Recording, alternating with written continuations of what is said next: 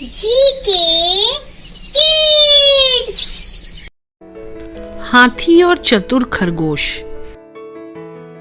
एक हरे भरे वन में नदी किनारे हाथियों का एक समूह रहता था, जिसका मुखिया चतुरदत्त नाम का हाथी था। वर्षों से वह समूह उस वन में सुखमय जीवन व्यतीत कर रहा था, लेकिन एक समय वन अकाल की चपेट में आ गया। नदी का जल सूख गया, वन की हरियाली चली गई और हाथी भूख प्यास से मरने लगे। इस विपत्ति से निकलने की प्रार्थना लिए सभी हाथी अपनी मुखिया चतुरदत्त के पास गए और बोले, गजराज, इस अकाल की स्थिति में यदि हम और अधिक इस वन में रहे तो काल का ग्रास बन जाएंगे। यहाँ भूखे प्यासे रहना दुष्कर है। कृपा कर किसी अन्य स्थान की खोज करें जहाँ जल स्रोत और हरियाली हो। चतुरदत्त विचार मग्न हो गया। कुछ देर विचार करने के बाद वह बोला, यहाँ से कुछ दूरी पर एक तालाब है जो पूरे वर्ष जल से परिपूर्ण रहता है। हमें वहीं चलना चाहिए।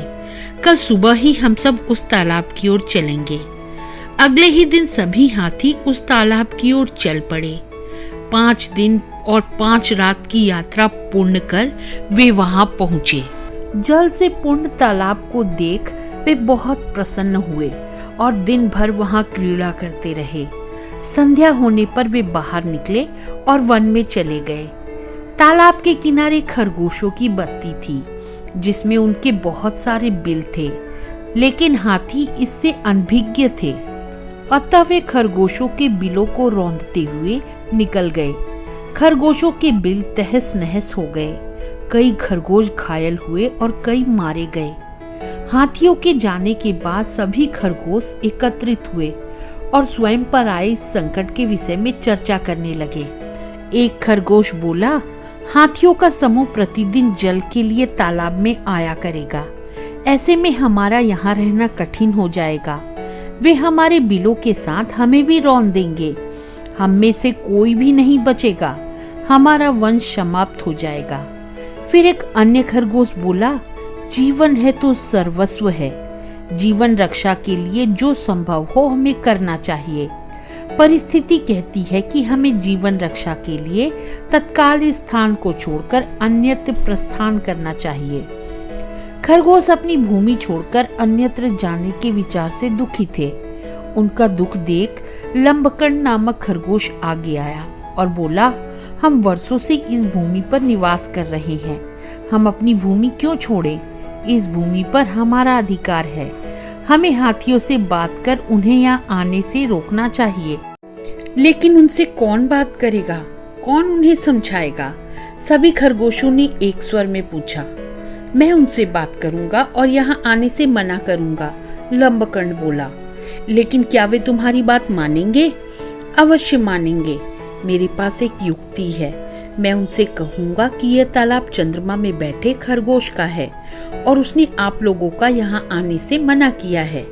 संभवतः वे मेरी बात मान जाएं, लंबकर्ण बोला। अगले दिन लंबकर्ण हाथियों के मुखिया से मिलने तालाब के मार्ग में स्थित एक ऊंचे टीले पर बैठ गया। जब हाथियों का समूह वहां से गुजरा तो वह हाथियों के मुखिया चतुरदत्त से बोला, गजराज, क्या आपको ज्ञात नहीं, यह तालाब चांद में रहने वाले खरगोश का है। आपको बिना उसकी अनुमति के इस तालाब के जल का उपयोग नहीं करना चाहिए। चतुरदत्त ने पूछा, तुम कौन हो? मैं चांद में रहने वाले खरगोश का संदेशवाहक हूँ। उसने मुझे अपने संदेश साथ आपसे मिलने भेजा है, लंबकर्ण बोला। संदेश क्या है? चतुरदत्त ने फिर पूछा। संदेश है कि इस पवित्र तालाब में चंद्रदेव का वास है, इसलिए तुम लोग इसके जल का उपयोग नहीं कर सकते। मैं कैसे मान लूं कि यह तालाब चंद्रदेव का है? जब तुम मुझे तालाब में चंद्रदेव के दर्शन कराओगे तब मैं यह बात मानूंगा और अपने दल को यहाँ आने से रोकूंगा। चलो मेरे साथ और स्वयं देख लो, कहकर लंबकर्ण चतुरदत्त को तालाब के किनारे ले गया।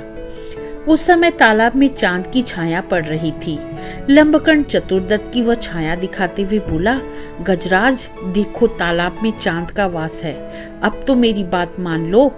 चांद की छाया को चंद्रदेव समझकर चतुरदत्त ने उसे प्रणाम किया और वहां से लौट गया उसके बाद उस तालाब में हाथियों का समूह कभी नहीं आया।